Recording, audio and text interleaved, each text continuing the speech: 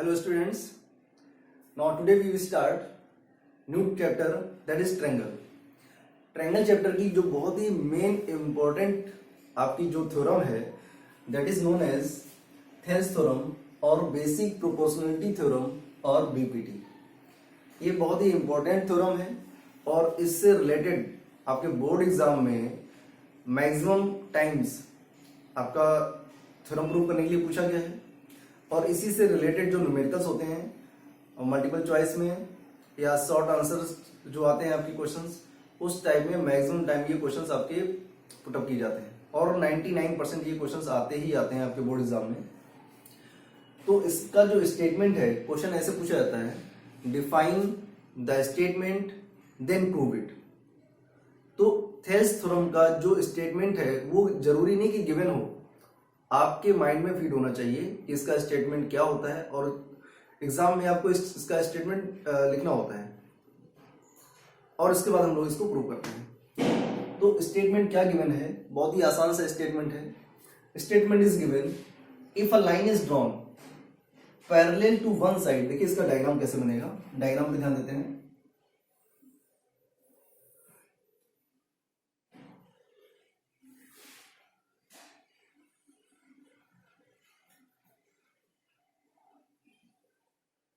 This is triangle ABC. Question is given, statement is given, if a line is drawn parallel to one side of a triangle. Triangle की किसी one side के parallel आपको एक line draw करनी है। तो three sides are there, you take any one side and draw parallel to there to this side. तो हम क्या करते हैं, BC के पैरेलल एक लाइन ड्रॉ करेंगे that is DE। We draw a line parallel to BC। BC के parallel हमने लाइन ड्रॉ की हुई है दैट इज D। आगे उसमें क्या बोला हुआ है, जो लाइन आपने ड्रॉ की हुई है उसकी बात हो रही है। A triangle to intersect other two sides in distinct point. BC के पैरेलल एक अपने लाइन ड्रॉ की हुई है D, जो ट्राइंगल ABC की अदर टू साइड्स को, other two sides that means AB and AC को डिस्टिंक्ट पॉइंट पर इंटरसेक्ट करेगी। दैट मीन्स डिस्टिंक्ट पॉइंट हमारे पास कौन कौन से हैं, D एंड E। देन आगे लिखा हुआ then the other two sides are divided in the same ratio. That means जब ये डिस्टिंक्ट पॉइंट पर डिवाइड करेगी तो ये जो डिस्टिंक्ट पॉइंट है ये अदर टू साइड्स को सेम रेशियो में डिवाइड करेगी। दैट मीन्स आपको प्रूफ क्या करना है, आपको प्रूफ करना है AD upon DB is equal to AE upon EC। ये आपको रेशियो दिखाना है। तो फर्स्ट पॉइंट हम लोग क्या लिखते हैं, फर्स्ट पॉइंट में लिखते हैं कि जो आपका गिवन होता है। तो फर्स्ट पॉइंट इज गिवन में अकॉर्डिंग टू क्वेश्चन, जो क्वेश्चन में गिवन होता है हम उसको ही लिखते हैं। यहाँ पर क्वेश्चन में क्या गिवन है, in triangle ABC first point is given, first draw parallel line that means DE parallel to BC, DE parallel to BC। इतना ही सफिशिएंट है। इसके बाद आपको प्रूफ क्या करना है, तो लिखेंगे यहां पर टू प्रूफ। आपको प्रूफ करना है कि जो D एंड E पॉइंट्स हैं ये AB एंड AC को सेम रेशियो में डिवाइड करती हैं, divided in the same ratio. That means आपको प्रूफ करना है AD upon DB is equal to AE upon EC। ये आपको प्रूव करना है। अब हमने इसमें आपको करना पड़ेगा कुछ कॉन्स्ट्रक्शन। तो जो भी कॉन्स्ट्रक्शन करना है उसको यहां पर लिखेंगे।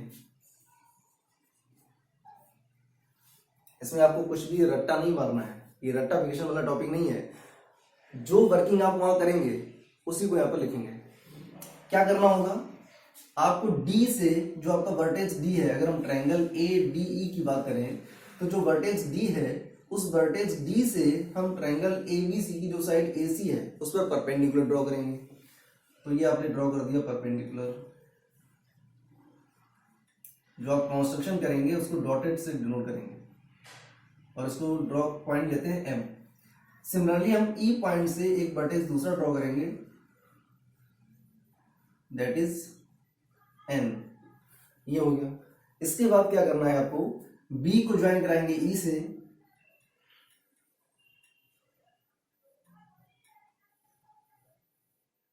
एंड सी को ज्वाइन कराएंगे डी से। ये आपको कंस्ट्रक्शन करना है। तो इसमें लिखेंगे ड्रॉ, आपने क्या ड्रॉ किया हुआ है, D M perpendicular A C, D M perpendicular A C comma E N perpendicular A B, E N perpendicular A B comma join B and C D, join B and C D. आपने जो construction किया हुआ है वो आपने यहाँ पर note कर दिया। अब आते हैं इसकी जो प्रूफिंग करनी है, उसके बाद इसके अकॉर्डिंग हम क्या प्रूफ करना है, हमें क्या प्रूफ करना है वो स्टार्ट करते हैं। Now we start proof. देखिए ध्यान से, AD अपॉन DB, पहले हम लोग लेफ्ट हैंड साइड को प्रूफ करेंगे, दैट मीन्स रेशियो लेके आएंगे AD upon DB, and after that we prove AE upon AC। तो हमें लेना है AD upon DB, that means AD upon DB। इसका मतलब हुआ पहले हमें लाइन जो आपकी है, लाइन सेगमेंट जो आपका AB है, इसका यूज करना है। कैसे करेंगे, जो AD पार्ट है वो ट्रायंगल ADE में आ रहा है।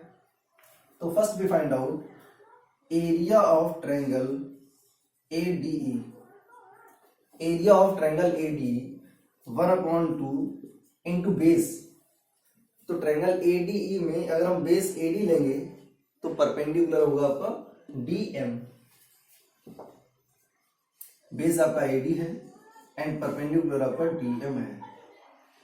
इसको डाल देंगे फर्स्ट इक्वेशन। अच्छा, वन थिंग मोर, आपने लास्ट क्लासेस में स्टडी किया होगा कि जो आपका एक्यूट एंगल ट्रायंगल होता है, तो एक्यूट एंगल ट्रायंगल में जो परपेंडिकुलर होता है वो इनसाइड द ट्रायंगल होता है, राइट एंगल ट्रायंगल में जो परपेंडिकुलर होता है वो ऑन द साइड होता है, एंड ऑब्ट्यूज एंगल ट्रायंगल में परपेंडिकुलर आउटसाइड होता है। जैसे आप ये देखेंगे ट्रायंगल ADE, तो ट्रायंगल ADE जो आपका है ये है आपका एक्यूट एंगल ट्रायंगल, और एक्यूट एंगल ट्रायंगल में परपेंडिकुलर ट्रायंगल के इनसाइड होता है। अगर हम बात करें, देखो ध्यान से, ये ट्रायंगल दे रखा है BDE, तो जो ट्रायंगल आपका BDE है ये आपका ऑब्ट्यूज एंगल ट्रायंगल है। अलग से डायग्राम बनाते हैं इसका। ये आपका जो ट्रायंगल है ये ऑब्ट्यूज एंगल ट्रायंगल है, एंड ऑब्ट्यूज एंगल ट्रायंगल में जो परपेंडिकुलर होता है वो ट्रायंगल के बाहर होता है, आउटसाइड होता है। दैट मीन्स जब परपेंडिकुलर ड्रॉ करेंगे तो इस साइड ऐसे बनेगा। वही यहाँ पर है, अगर ट्रायंगल लेके चलेंगे BDE तो परपेंडिकुलर आपका होगा DM, आउटसाइड होगा ट्रायंगल के।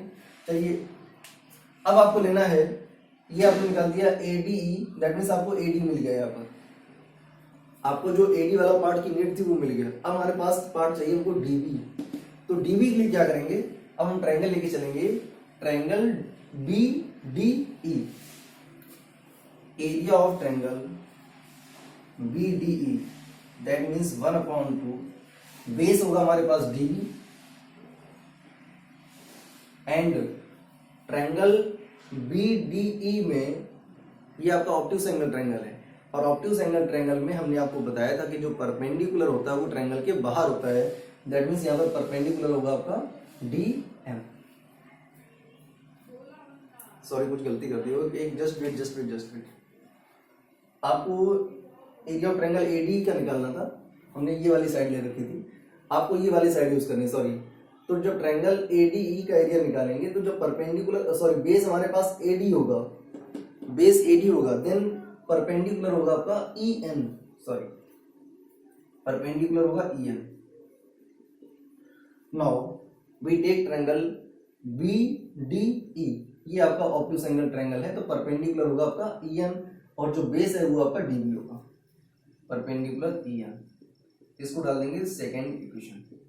आपको फाइंड करना है AD अपॉन DB, तो इसमें AD आ रहा है और इसमें DB आ रहा है।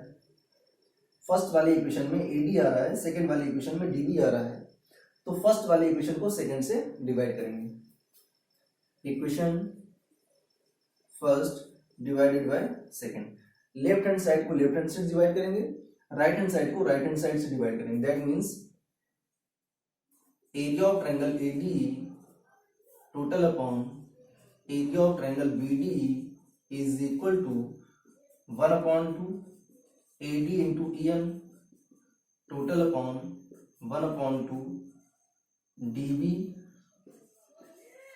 Into EN। EN से EN कैंसिल हो गया, 1/2 से 1/2 कैंसिल हो गया, तो ये आ गया आपका AD अपॉन DB। देखिए आपका लेफ्ट हैंड प्रूफ हो चुका है, लेफ्ट हैंड में आपको नीड थी AD अपॉन DB, तो ये आ गया आपका AD अपॉन DB। इसके बाद अब हमको देखना है AE अपॉन EC। तो जो AE वाला पार्ट है, AE ये भी हमारा किस में आ रहा है, ट्रायंगल ADE में आ रहा है। इसके पहले जब हमने एरिया ऑफ ट्रायंगल ADE निकाला था तो आपने साइड ले रखी थी AB। अब हम जब AE अपॉन EC प्रूफ करेंगे तो साइड आपको यूज करनी पड़ेगी AC। तो कैसे करेंगे देखें ध्यान से। Again area of triangle ADE equal to 1/2 into base होगा हमारे पास AE और परपेंडिकुलर होगा DM। AE इंटू DM इसको डालेंगे, ये आपकी हो गई third equation and this one is fourth equation. ये हो गई आपकी फोर्थ इक्वेशन। नाउ अब आपको साइड लेनी है EC। तो जो EC साइड है वो आएगी ट्रायंगल CED में आएगी। तो निकालेंगे area of triangle CDE equal to 1/2। इसका जो बेस है वो है EC और इसका जो परपेंडिकुलर होगा, देखो ध्यान से, इसका जो परपेंडिकुलर होगा वो होगा DM। इसको डाल देंगे fifth equation.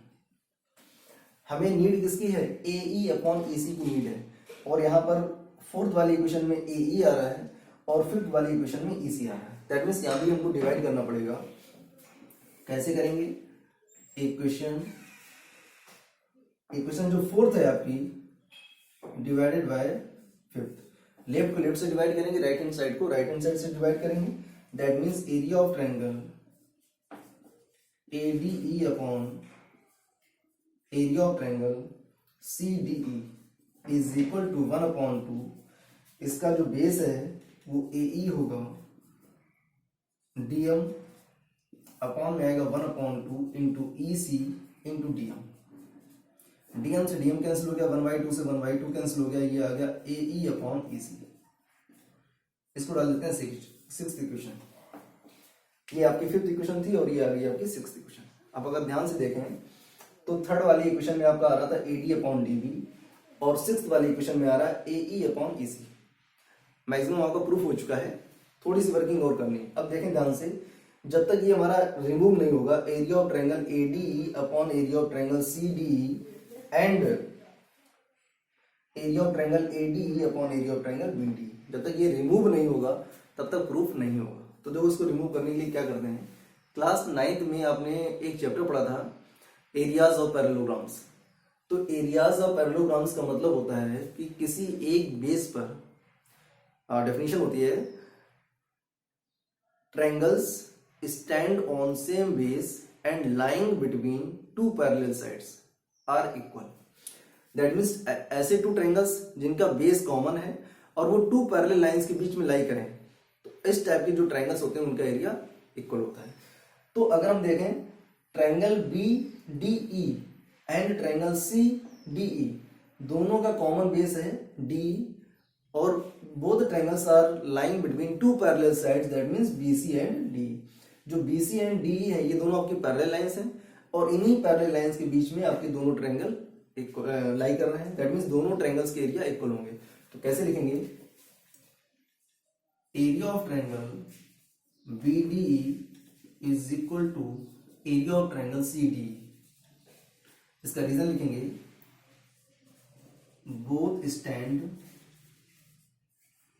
On the same base D and line between BC and DE, और दोनों BC और DE के बीच में लाई कर रहे हैं। बस यहां पर इसको इम्प्लिसिट करना है।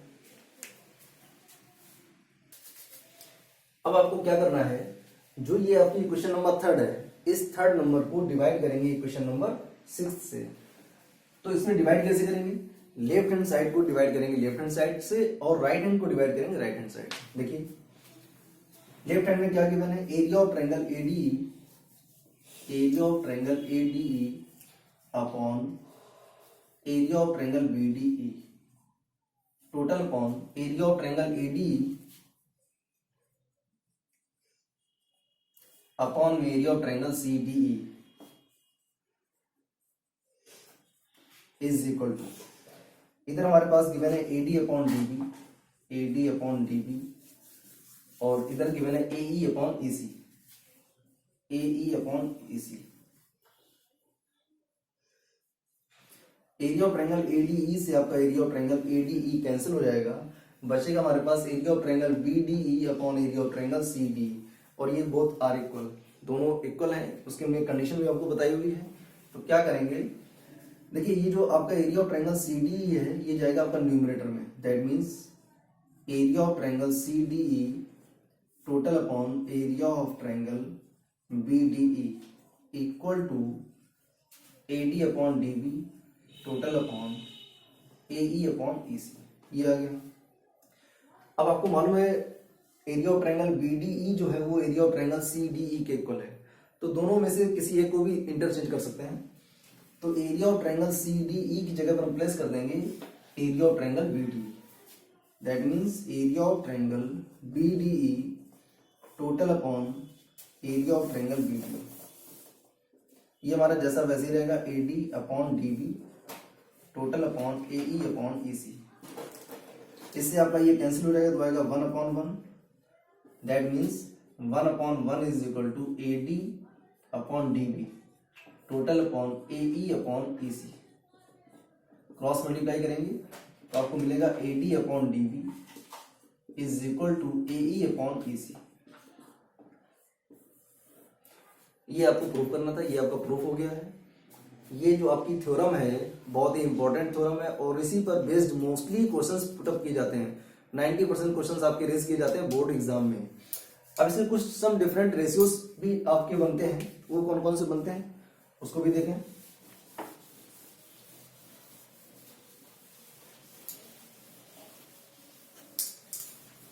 इस डायग्राम को रफ करेंगे, दूसरा डायग्राम बनाएंगे। क्या है इसमें? If a triangle is given ABC and BC के पैरेलल अगर आपने एक लाइन ड्रॉ कर रखी है DE, BC के पैरेलल एक लाइन ड्रॉ की हुई है DE, तो कितने रेशियो बनते हैं? एक तो रेशियो आपका ये बन गया, फर्स्ट रेशियो बन गया AD upon DB equal to AE upon EC। Second ratio आपने अभी लिखा हुआ है AD upon DB is equal to AE upon EC। Second ratio बनेगा AD upon AB, AD upon AB, तो इधर बनेगा AE upon EC, AE upon EC। Third ratio बनेगा आपके पास, आप लिख सकते हैं AD upon D, AD upon D is equal to AB upon BC। इसी जगह आप लिख सकते हैं fourth AE upon D is equal to AC upon BC। तो ये 4-5 और पॉइंट्स होते हैं जिन पर बेस्ड मोस्टली क्वेश्चंस पुटअप किए जाते हैं। न्यूमेरिकल जो क्वेश्चंस होते हैं वो इन्हीं पर पुटअप किए जाते हैं और इन्हीं के बेस पर आपको क्वेश्चंस को सॉल्व करना होता है। तो इसका प्रॉपर नोट्स बनाएं, आप प्रॉपर नोट्स बनाएं और साथ में इसके जो क्वेश्चंस हैं एनसीईआरटी से या RS अग्रवाल से जो भी आप यूज करते हैं उससे इन क्वेश्चन को सॉल्व करें, तो जिससे आपको बहुत ही हेल्प मिलेगी और बहुत ही इंपॉर्टेंट है और मोस्टली चांस होते हैं ये आपके बोर्ड एग्जाम में पूछी जाती है। तो इसको प्रॉपर नोट्स जरूर बनाएं। Thank you.